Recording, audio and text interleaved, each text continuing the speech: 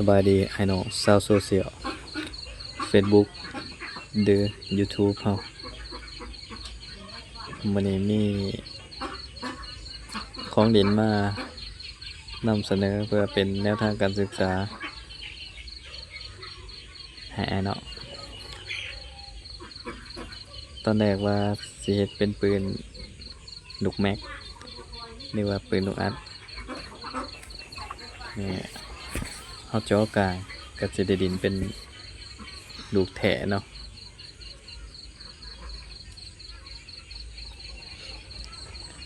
ก็เอามาเป็นเพื่อเป็นแนวทางการศึกษาให้เนาะที่ว่า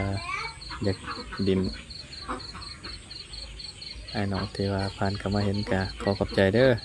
เบิ่งที่เบิ่งคลิปที่บ่ทันเดือนผ่านก็จากเด็ดเศษเฮาคือเก่าไอ้น้องเอ้ยเด็กเศษที่เฮามาเฮ็ดก็เป็นเด็กกลมๆหั่นแหละมันหาบ่ได้ก็เอาเด็กกลมๆหั่นมาพาสำหรับจอดก็แน่นอนอยู่จอดบ่ค่อยมีห้อยแป้วปานใดห้อยผิวบ่มีเลยแหละยังแต่เฮ็ดจอดหูขัดหม่องเล้าเฮา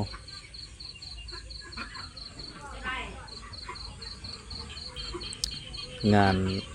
ลาวประดิษฐ์ฝีมือคนดาวจังไดก็ติดตามให้ได้เด้อไอ้น้องเด้อที่เบิ่งมาฮอดตอนนี้อย่าลืมกดติดตามกดถูกใจให้แหน่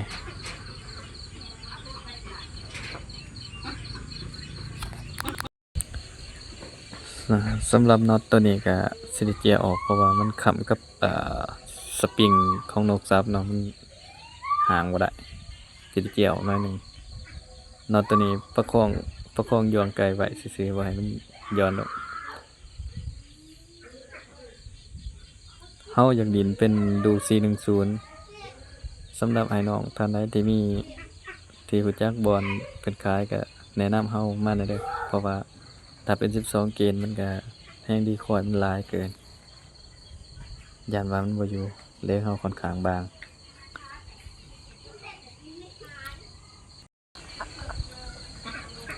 พอได้อาศัยยิงนกน้อยนำบ้านเฮานกกดนกหยังก็แนะนำเข้ามาได้เด้อให้น้องเด้อ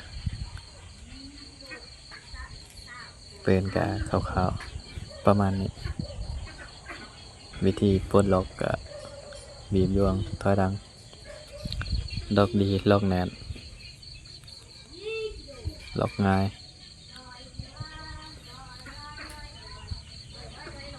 ได้ประมาณ 80%